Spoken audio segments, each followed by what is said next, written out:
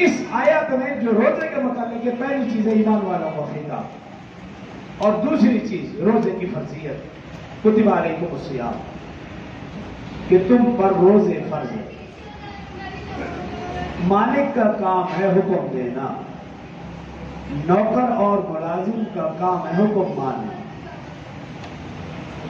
اگر نوکر یا ملازم اپنے مالک کا حکم نہیں مانتا، ایک دفعہ، دو دفعہ، تین دفعہ، آخر ایک نہ ایک دن وہ نوکر وہ ملازم اپنی نوکری اپنی ملازمت سے ہاتھ دھو بیٹھے۔ اگر غلام ہے تو وہ سزا پائے گا۔ وہ مالک الملک سارا سال جس نے ہمیں روزی دی، وہ احکم الحاکمین پورا سال ہمیں کھلایا پلایا، مشروبات پلائے، مرضی سے ہم نے کھایا، ایک مہینہ اس کا حکم یہ ہے کہ تم نے صبح سے شام تک کھانے پینے سے رکنا ہے، تو ایک نوکر کو، ایک ملازم کو، ایک غلام کو، ایک بندے کو اپنے مالک الملک اور احکم الحاکمین اور بادشاہوں کے بادشاہ کے حکم کی تعمیل میں عذر نہیں کرنا چاہیے۔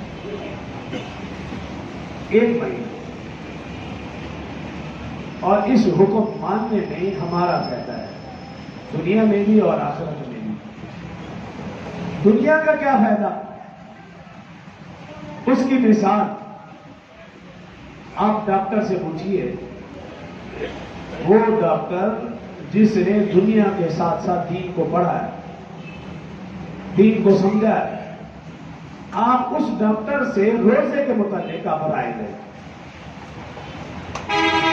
وہ ڈاکٹر جس نے دنیا کے ساتھ ساتھ دین کو پڑھا ہے، اگر صرف دنیا والے ڈاکٹر کے پاس جاؤ گے تو وہ صرف دنیا کی بات کرے گا، دین کی طرف اس کی توجہ ہے ہی نہیں، اس کی نظر ہے ہی نہیں، وہ خود دین کو اہمیت نہیں دیتا، تو تمہاری بیماری اور دیگر معاملات میں وہ دین کو کیا اہمیت دے گا؟ اگر ایسے ڈاکٹر کے پاس جائیں گے جو دین کو سمجھنے والا ہے، وہ ہر میڈیسن میں، ہر مشورے میں، ہر معاملے میں وہ پہلے دین کو دیکھے، وہ دنیا کو بعد میں دیکھے۔ ہم اپنے ڈاکٹر کی بات کر لیں، حافظ ماجد صاحب، ڈاکٹر ماجد صاحب بیٹھے، کئی دفعہ میں نماز پڑھ کے نکلتا ہوں، کئی دفعہ لوگ مجھے کہتے ہیں کہ وہ حافظ صاحب ابھی مسجد میں بیٹھے، آئے نہیں؟ میں کہتا ہوں ابھی نہیں آئے۔ وہ کئی دفعہ مجھے کہا انہوں نے کہ یار ادھر کسٹمر بیٹھے اور وہ حافظ صاحب آ ہی نہیں رہے۔ میں کہتا ہوں تمہیں کیا معلوم ان کا رابطہ کن کے ساتھ ہے؟ اور یہ حقیقت میں ہے، بعض اوقات ایسے دیکھا کہ ہماری سارے چلے جاتے ہیں اور وہ بیٹھے ہوئے، کسٹمر ادھر بیٹھے اور یہ ادھر بیٹھے، یہ اللہ کے کسٹمر۔ کئی دفعہ ایسے ہوں، کیوں؟ صرف دنیا پر نظر نہیں، دین پر بھی گہری نظر ہے۔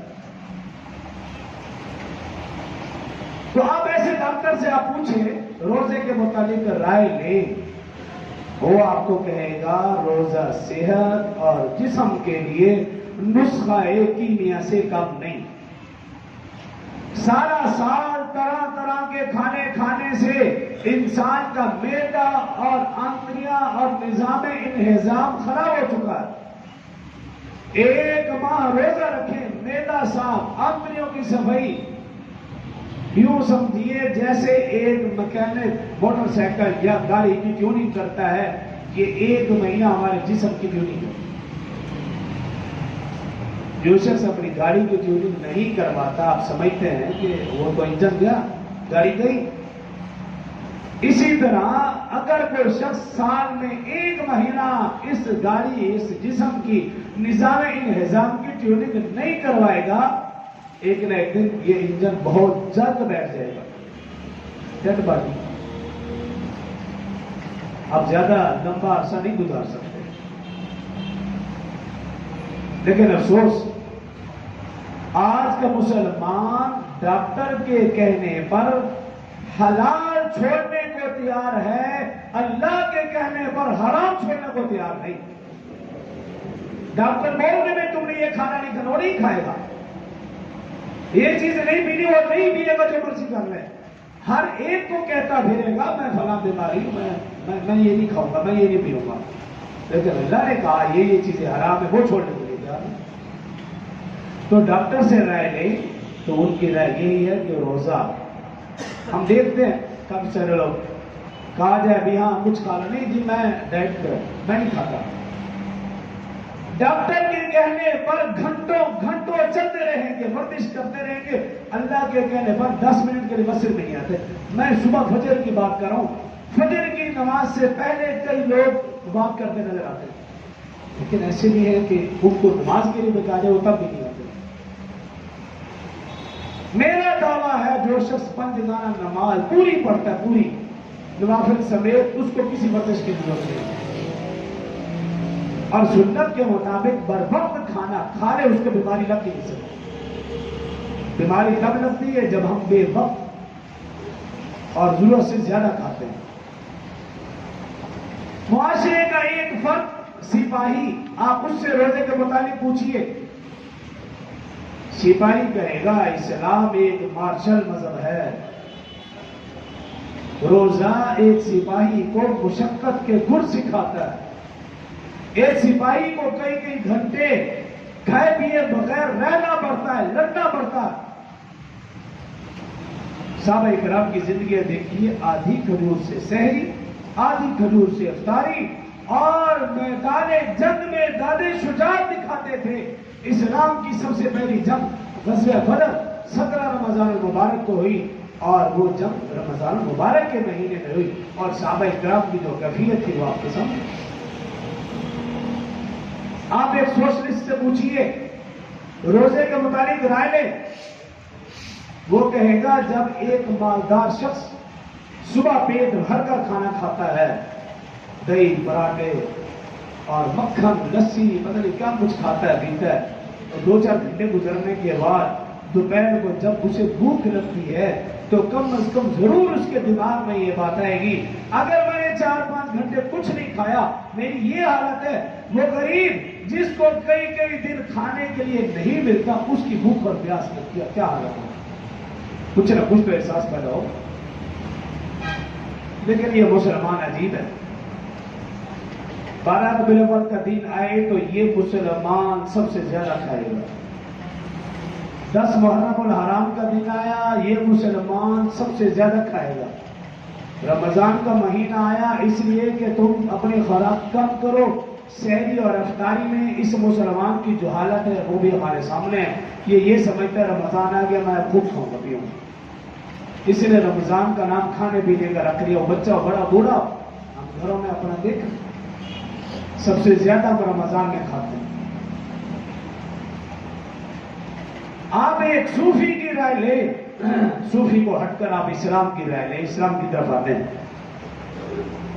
اسلام کا یہ کہنا ہے اللہ نے کم و بیش 18,000 مخلوقات پیدا فرمائی ہیں، ان میں سے 3 بڑی مخلوقات ہیں، فرشتہ، حیوان، بیچ میں انسان۔ فرشتے نور کے بنے اور ان کے اندر روحانیت اور روح کی غذا عبادت، اور اس کے مقابل حیوان کے پاس جسم اور جسم کی غذا کھانا بھی، ان دونوں کے بیچ میں حضرت انسان ہے، انسان کے اندر روح بھی اور جسم بھی، اور اگر وہ صرف روح کو غذا دے فرشتوں سے اعلیٰ، صرف جسم کو غذا دے جانوروں سے بدتر۔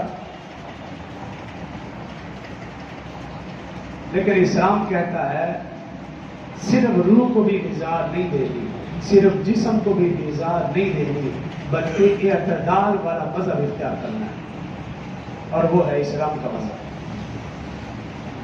اسلام رہبانیت کا درس نہیں دیتا کہ انسان صرف روح کو غذا دے، گھر بار بیوی بچے سب کو چھوڑ چھاڑ کر جنگل میں چلا جائے اور رہبانیت اختیار کر لے، اس کی اجازت اسلام نہیں دیتا۔ حدیث مبارکہ میں ہے لا رہبانیت فی الاسلام، اسلام میں رہبانیت نہیں ہے، اور اسلام اس چیز کی بھی اجازت نہیں دیتا انسان سب کو چھوڑ چھاڑ کر صرف اور صرف جسم کو غذا دے، کھاتا پیتا رہے، جانوروں والی زندگی اختیار کر لے، اس چیز کی بھی اجازت نہیں دیتا۔ جو شخص صرف اپنے جسم کی پرواہ کرتا ہے، قرآن پاک میں اولئک کالانعام بل ہم اضل، یہ کائنات کا سب سے بدترین جانور ہے، جیسے صرف اپنے جسم کی پرورش۔ تو اسلام حکم دیتا ہے اعتدال کا، رہبانیت بھی اختیار نہیں کرنی، حیوانیت بھی اختیار نہیں کرنی، اعتدال۔ اور اعتدال کے متعلق رسول اللہ صلی اللہ علیہ وسلم کی زندگی کا ایک واقعہ اور حدیث۔ رسول اللہ صلی اللہ علیہ وسلم اپنے حجرے میں تشریف فرما،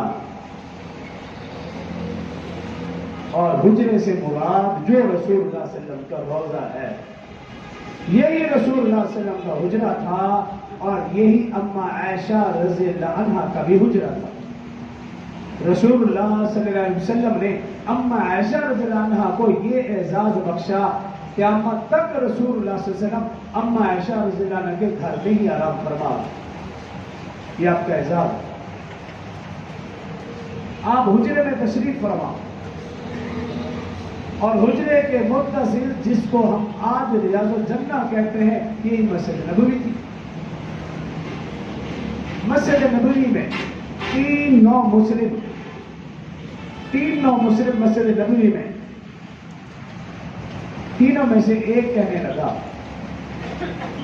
یا اللہ تو نے مجھے ایمان کی دولت سے مالا مال فرمایا، تیرا شکر ہے۔ اور کہنے لگا کہ میں بطور شکرانہ کے فیصلہ کر چکا ہوں کہ میں ساری زندگی، بقیہ زندگی شادی نہیں کروں گا، اللہ کی عبادت میں لگا رہوں گا۔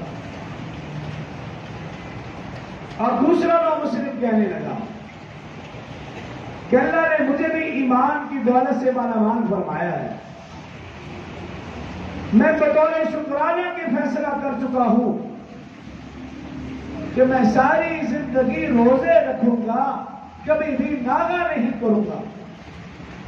تیسرا نو مسلم کہنے لگا، اللہ نے مجھے بھی ایمان کی دولت سے مالا مال فرمایا ہے، بطور شکرانہ کہ میں فیصلہ کر چکا ہوں ساری زندگی میں سوؤں گا نہیں، جاگ کر دن ہو یا رات اللہ کی عبادت میں لگا رہوں گا۔